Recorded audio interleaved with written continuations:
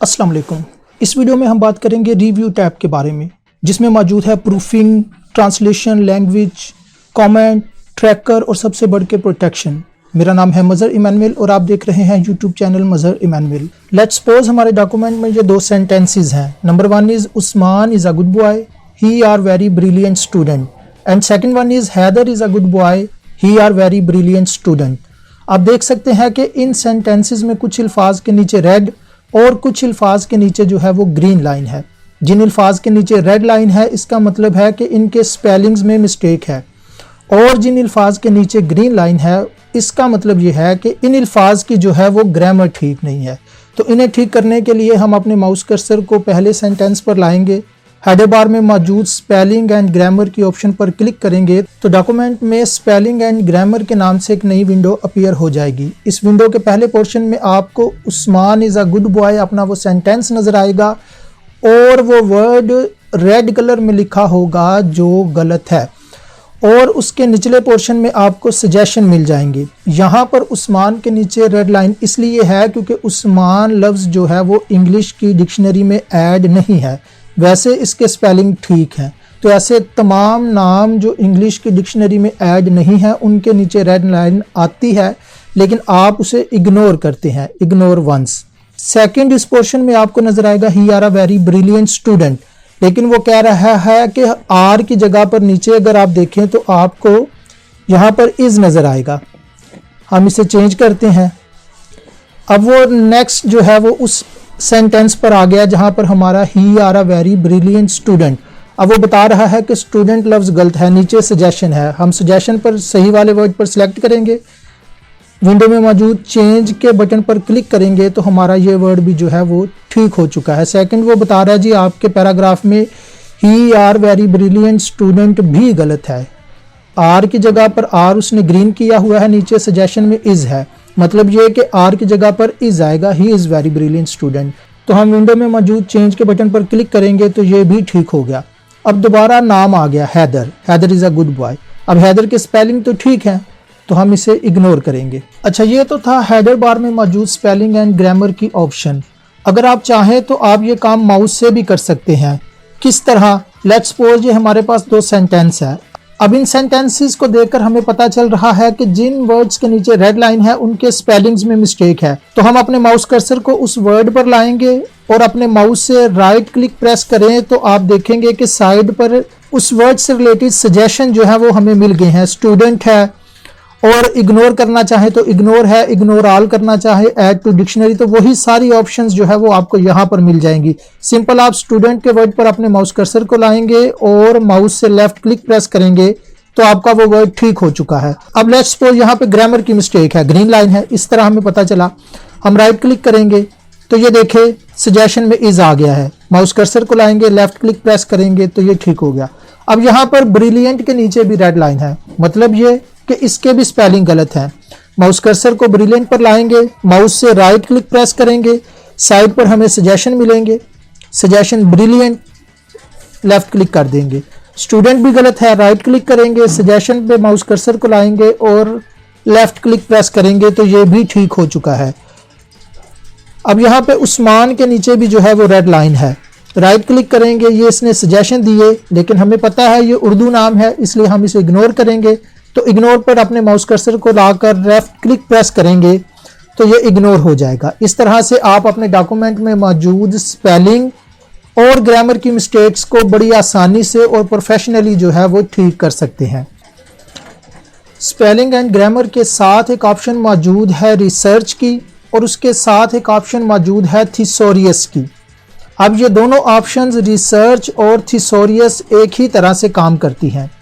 इनका मकसद ये होता है कि अगर आप अपने डॉक्यूमेंट में मौजूद अल्फाज के सिनोनिम फाइंड आउट करना चाहते हैं या उससे related associate words find out करना चाहते हैं तब आप इसका इस्तेमाल करते हैं।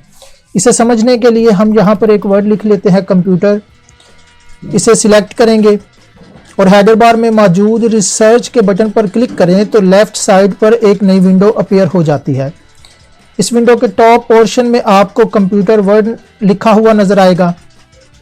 अगर आप यहाँ पर इस छोटे से एरो पर क्लिक करें इस रेफरेंसेस बुक पर क्लिक करते हैं। अब ये देखिए जी, ये वो तमाम एसोसिएट वर्ड्स कंप्यूटर से रिलेटेड इसने हमें बता दिया। तो इसी मकसद के लिए रिसर्च ऑप्शन का इस्तेमाल किया जाता है।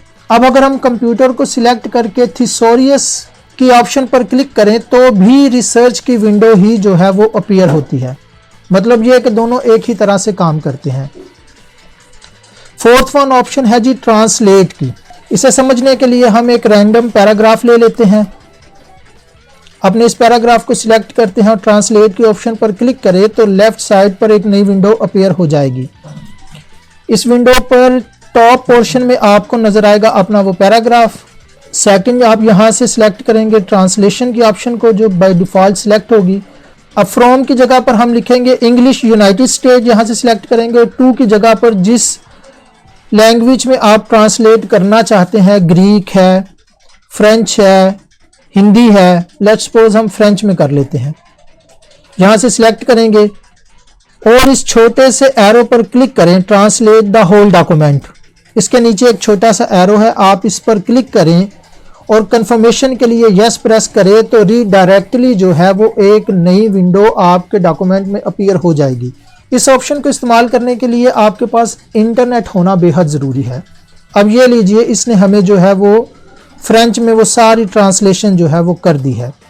तो अगर आप अपने डॉक्यूमेंट को किसी और लैंग्वेज में ट्रांसलेट करना चाहते हैं तो आप ट्रांसलेट की मदद से जो है वो बड़ी आसानी के साथ इसे ट्रांसलेट भी कर सकते हैं। अब प्रूफिंग ग्रुप्स में लास्ट ऑप्शन है जी वर्ड काउंट की। लेट्स सपोज ये हमारे पास बहुत सारे पैराग्राफ हैं। अब हम इनकी मुकम्मल डिटेल हासिल करना चाहते हैं कि इन तमाम पैराग्राफ्स में या इस पूरे डॉक्यूमेंट में कितने अल्फाज और कितनी लाइनें हैं। तो हम वर्ड काउंट पर क्लिक करेंगे तो यहाँ पर वर्ड काउंट के नाम से एक डायलॉग बॉक्स ओपन होगा जिस पर पेजेस हैं जी हमारे 3, वर्ड्स लिखे हैं 1295, करैक्टर विद नो स्पेस और करैक्टर विद स्पेस। पैराग्राफ 21 है, लाइंस जो है वो 97 है। तो इस तरह से आप अपने पूरे डॉक्यूमेंट की मुकम्मल जो है वो तफसील यहाँ से देख सकते हैं। इसे हम क्लोज करेंगे। अब इसके साथ है जी ऑप्शन कमेंट की। अगर आप अपने किसी पैराग्राफ पर कोई कमेंट ऐड करना चाहते हैं तो आप अपने माउस कर्सर को उस पैराग्राफ पर लाएंगे, हेडर बार में मौजूद न्यू कमेंट पर क्लिक करेंगे तो डॉक्यूमेंट के साइड पर आपको कमेंट की बैलून्स नजर आ जाएगा जिस पर आप कोई भी कमेंट जो है वो लिख सकते हैं। लेट्स सपोज हम यहाँ पे कुछ भी फर्जी कमेंट ऐड कर लेते हैं। अब हम अपने थर्ड वन पैराग्राफ पर कमेंट ऐड करना चाहते हैं, माउस कर्सर को यहाँ पर लाएंगे, हेडर बार में मौजूद न्यू कमेंट की ऑप्शन पर क्लिक करेंगे और यहाँ पर अपना जो है वो कमेंट टाइप कर देंगे। इसी तरह आप अपने डॉक्यूमेंट में मौजूद किसी भी पैराग्राफ पर जो है वो कमेंट ऐड कर सकते हैं। पैराग्राफ पर माउस कर्सर लाएंगे, न्यू कमेंट के ऑप्शन पर क्लिक करेंगे और टाइप कर देंगे अपना कमेंट। उसके साथ है जी डिलीट कमेंट। अगर आप किसी कमेंट को डिलीट करना चाहते हैं तो आप डिलीट प्रेस करेंगे। अगर आप प्रीवियस कमेंट पर जाना चाहते हैं तो आप प्रीवियस सेलेक्ट करेंगे और अगर आप नेक्स्ट पर जाना चाहते हैं तो नेक्स्ट पर क्लिक करेंगे। अब बारी आती है जी ट्रैक चेंजेस की, जो कि बहुत ही अहम ऑप्शंस है। लेट्स सपोज ये मेरे पास एक डॉक्यूमेंट है 3 पेजेस का। अब मैं इसे अपने कुलीग को सेंड करना चाहता हूँ इसमें कुछ चेंजेस करने के लिए, लेकिन मैं ये भी चाहता हूं कि जो चेंजेस इसमें हो वो मुझे पता चले। अगर मैं चाहूं तो एक्सेप्ट करूं, अगर मुझे ना पसंद आए तो मैं उन्हें रिजेक्ट कर दूं। इसीलिए ट्रैक चेंजेस का इस्तेमाल किया जाता है। तो किस तरह करते हैं ट्रैक चेंजेस का इस्तेमाल? लेट्स सपोज जी ये मेरा डॉक्यूमेंट मेरी तरफ से तो मुकम्मल है। अब मैं हेल्प के लिए अपने कुलीग को सेंड करना चाह रहा हूँ तो मैं ट्रैक चेंजेस के ऑप्शन पर जाऊँगा और यहाँ से ट्रैक चेंजेस की ऑप्शन को जो है वो ऑन कर दूँगा। अब ये ऑन होगी। अब ये मैंने सेंड कर दी और अब मेरा जो कोलीग है इसमें जो है वो कुछ चेंजिंग करता है। लेट्स सपोज वो डॉक्यूमेंट से पहले जो है वो कुछ ऐड करता है जी, ये ले। अब जो कुछ भी ऐड करेगा वो रेड फॉन्ट में लिखा जाएगा जिससे मुझे पता चल जाएगा इसमें क्या चेंजिंग हुई है। लेट्स सपोज वो स्पेसिफिक को जो है वो डिलीट करता है। ठीक है, अब आप देख सकते हैं कि स्पेसिफिक डिलीट तो हुआ, दरमियान में जो है वो लाइन आ चुकी है। अब इसका फॉन्ट जो है ना वो इस पैराग्राफ का, अब मेरा कोलीग जो है वो इसमें फॉन्ट की चेंजिंग कर रहा है। होम टैब को ओपन करता है और इसका फॉन्ट बड़ा करता है और इसे बोल्ड कर देता है। आप देख सकते हैं कि साइड में बैलून पर जो है वो उसकी तमाम डिस्क्रिप्शन नज़र आ रही है, जो कुछ उसमें चेंजिंग हो रही है। फ़ॉन्ट 16 किया गया है, बोल्ड है। तो जो कुछ भी इसमें चेंजिंग की जाएंगी ट्रैक चेंजेस की मदद से आप उस चेंजेस को जो है वो ट्रैक कर सकते हैं। अब जी लेट्स सपोज मेरा कोलीग इस पे भी जो है वो फॉन्ट को बड़ा करता है और इसे बोल्ड करता है और लास्ट पे यहाँ पर वो कुछ ऐड कर देता है, जो कुछ भी। ठीक है जी, अब कोलीग ने जो है वो सारी फाइल में चेंजिंग करके मुझे दोबारा सेंड कर दी। तो जब ये दोबारा मेरे पास आएगी तो मुझे इन रेड लाइंस को देखकर बड़ी आसानी से पता चलेगा कि इसमें ये चेंजिंग हुई है। अब आप समझ चुके होंगे कि ट्रैक चेंजेस क्या है और किस तरह से काम करती है। आपने गौर किया होगा कि इसमें जो भी चेंजेस हो रही हैं वो रेड लाइन में नज़र आ रही हैं और वो जो बंदा इसमें चेंजिंग करेगा वो भी ये चीज़ नोट कर लेगा। लेकिन अगर आप ये चाहते हैं कि जो चेंजिंग इसमें की जाए उस वक्त उस कोलीग को ना पता चले कि ये जो है वो ट्रैक चेंजेस की ऑप्शन ऑन है, तो आप हेडर बार में मौजूद इस छोटे से ड्रॉप डाउन बॉक्स पर क्लिक करेंगे और यहाँ से फाइनल की ऑप्शन को जो है वो सिलेक्ट कर लेंगे। जैसे ही आप फाइनल के ऑप्शन को सिलेक्ट करेंगे और अपनी फ़ाइल भेजेंगे तो अब इसमें जो कुछ भी चेंजिंग होंगी वो आपके कोलीग को पता नहीं चलेंगी। लेकिन जब वो आपको फाइल दोबारा भेजता है तो आप दोबारा इस छोटे से एरो पर क्लिक करेंगे और यहाँ से ओरिजिनल शोइंग मार्कअप पर क्लिक कर देंगे तो जो कुछ भी चेंजिंग हुई हैं वो आपको यहाँ पर नज़र आ जाएंगी। तो ये तो बात थी ट्रैक चेंजेस की। अब ट्रैक चेंजेस के साथ हमारे पास एक ऑप्शन मौजूद है एक्सेप्ट रिजेक्ट की। अब अगर मुझे ये चेंजेस लगता है कि ये चेंजिंग बिल्कुल ठीक हुई हैं तो मैं इन्हें एक्सेप्ट करूँगा। एक्सेप्ट पर क्लिक करूंगा, accept and move to next. अब उसने उसे एक्सेप्ट कर दिया और नेक्स्ट पर आ गया।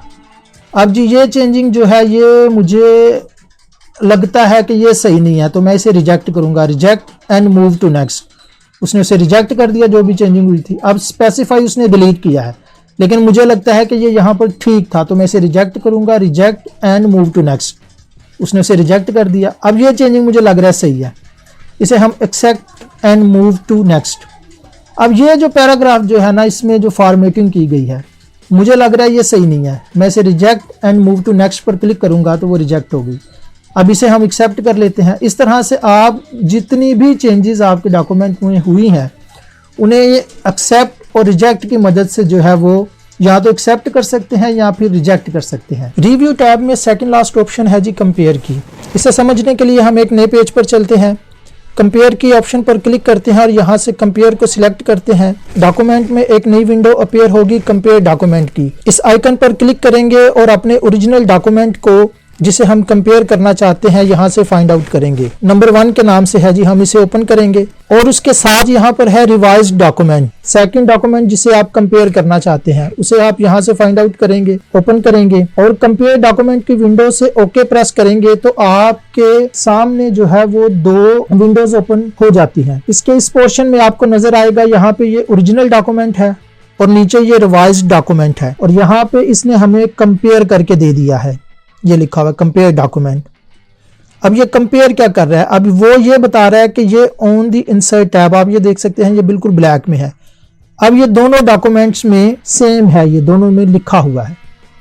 अब उसके नीचे you can easily change the formatting. अब ये अगर आप देखें तो एक तो ये रेड फॉन्ट में लिखा हुआ है और सेकंड इसके दरमियान में लाइन है। मतलब ये कि ये हमारा जो पैराग्राफ है जिसके दरमियान में लाइन है ये हमारे सेकंड डॉक्यूमेंट में नहीं है। ये देखें यहाँ पे वो नहीं है, सेकंड डॉक्यूमेंट में वो नहीं है, इसलिए इसके नीचे उसने लाइन लगा दी है, हमें कंपेयर करके बता दिया है कि ये सेकंड डॉक्यूमेंट में नहीं है। और थर्ड पैराग्राफ जो है वो यहाँ पे वो बता रहा है कि इस तरह से इसकी फॉर्मेटिंग जो है वो चेंज है सेकंड पैराग्राफ में। तो इस तरह से आप अपनी 2 फाइल्स को जो है वो कंपेयर की मदद से बड़ी आसानी से कंपेयर कर सकते हैं। लास्ट ऑप्शन है जी प्रोटेक्ट डॉक्यूमेंट की। जैसा कि इसके नाम से ही जाहिर है कि अगर आप अपने डॉक्यूमेंट को प्रोटेक्ट करना चाहते हैं तो आप इसका इस्तेमाल करेंगे।